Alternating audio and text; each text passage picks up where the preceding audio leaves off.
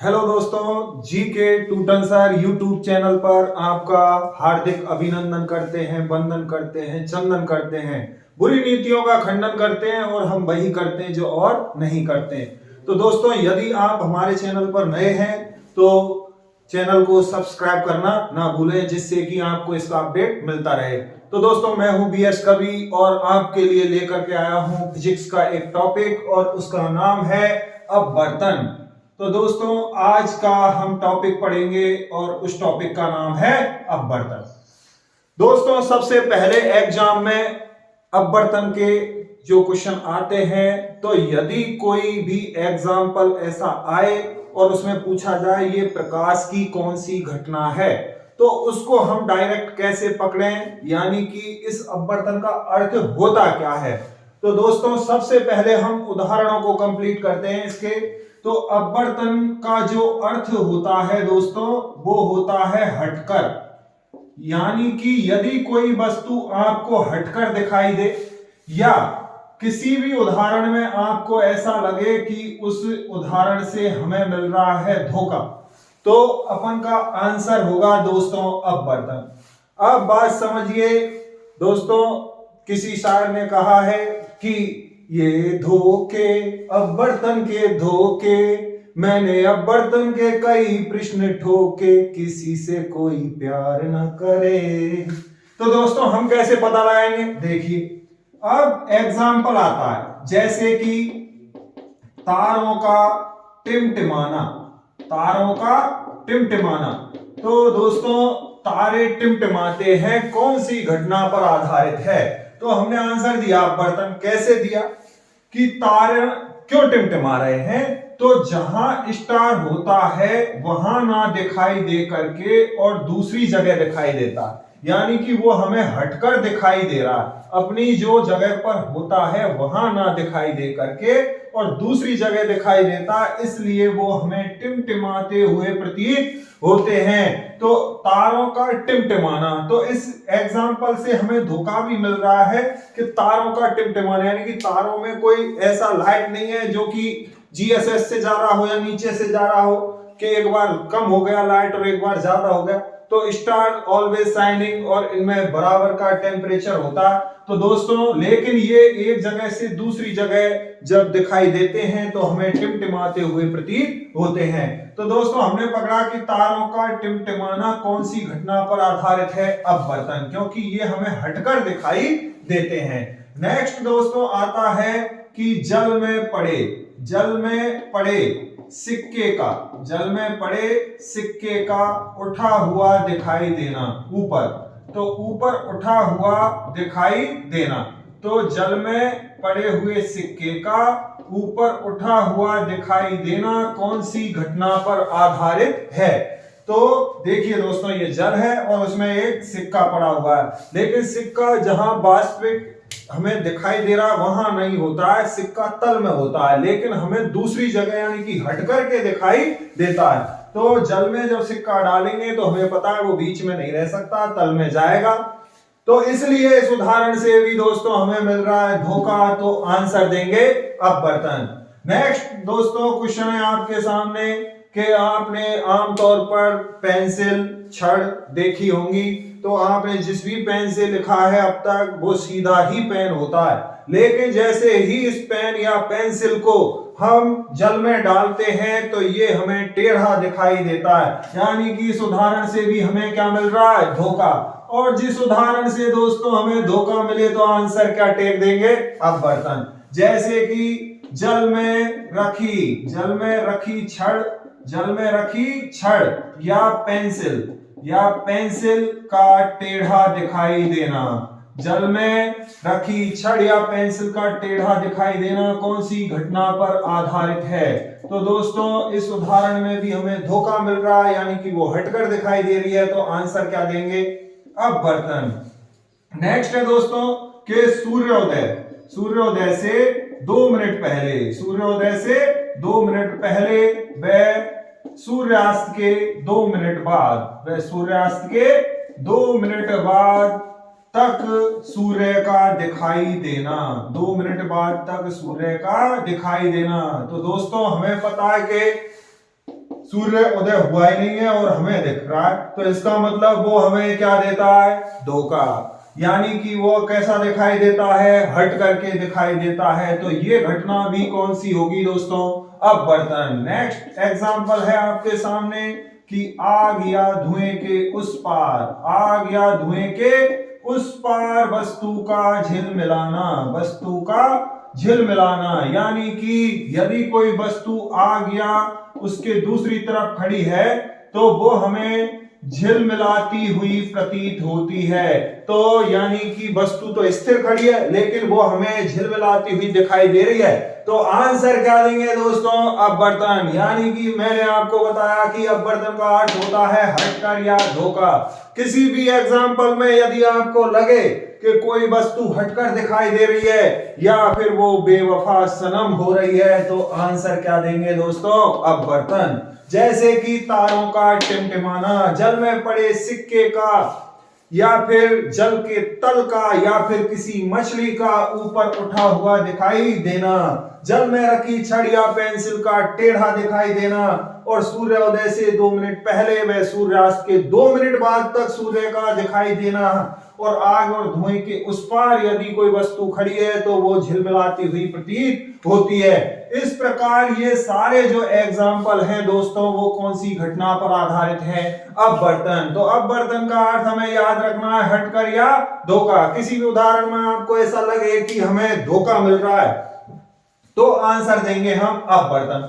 अब दोस्तों ये अपवर्तन होता कैसे है, तो बात यह है कि इन 2 शब्दों से हर सवाल का जवाब यहां मिल सकता है, तेरे प्यार का हिसाब नहीं मिल सकता। दोस्तों प्यार का हिसाब मिले या ना मिले ये तो मैं नहीं जानता, लेकिन अपवर्तन से संबंधित आपके प्रत्येक सवाल का जवाब इन 2 शब्दों में छुपा हुआ है।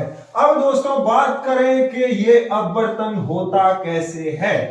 तो अपवर्तन कैसे होता है, सबसे पहले हम अपवर्तन की डेफिनेशन के बारे में समझते हैं। अपवर्तन क्या होता है, यानी कि प्रकाश किरण का माध्यम परिवर्तन करने पर, माध्यम बदलने पर मुड़ने की घटना।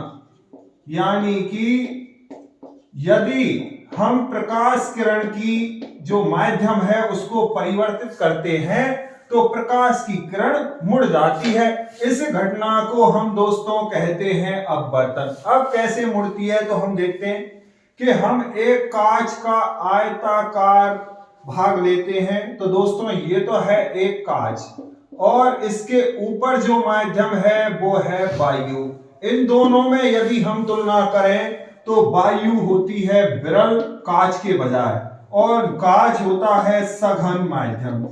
अब फर्स्ट बात यह है कि जब कोई प्रकाश की किरण विरल माध्यम से सघन माध्यम में प्रवेश करती है तो उस किरण को वैसे तो सीधा निकल जाना चाहिए था, लेकिन दोस्तों वो सीधी ना निकल करके और अपने मार्ग से विचलित हो जाती है। और विचलित होना यानी कि मुड़ना, तो ये विचलित होना या मुड़ने की घटना ही क्या कहलाती है दोस्तों, अपवर्तन कहलाती है।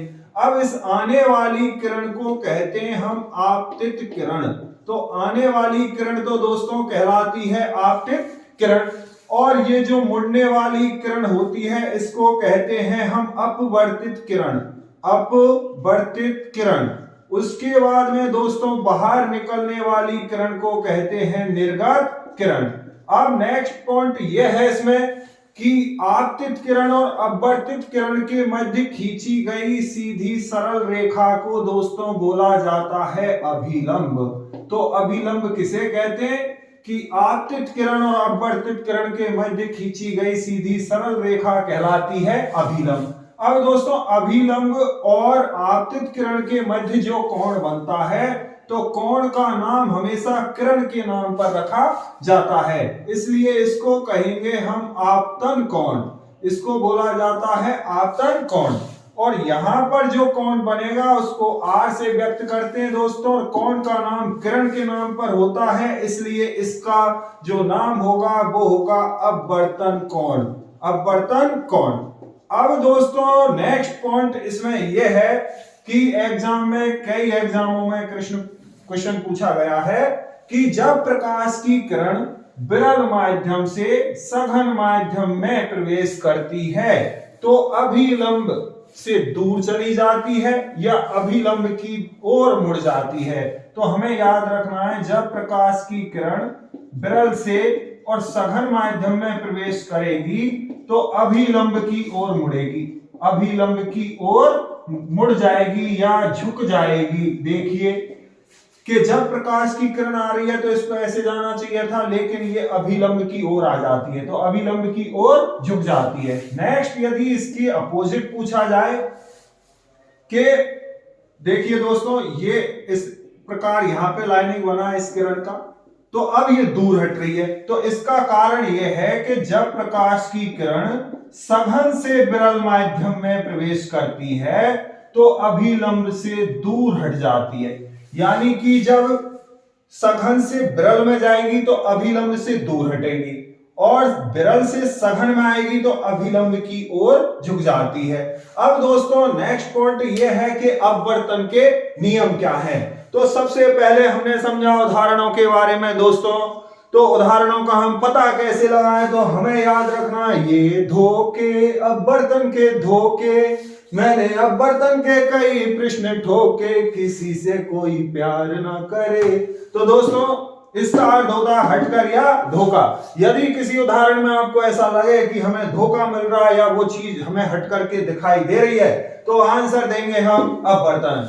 अपवर्तन होता क्या है दोस्तों कि प्रकाश किरण का यदि हम माध्यम बदल दें तो वो मुड़ जाती है और इस मुड़ने की घटना को ही बोला जाता है अपवर्तन।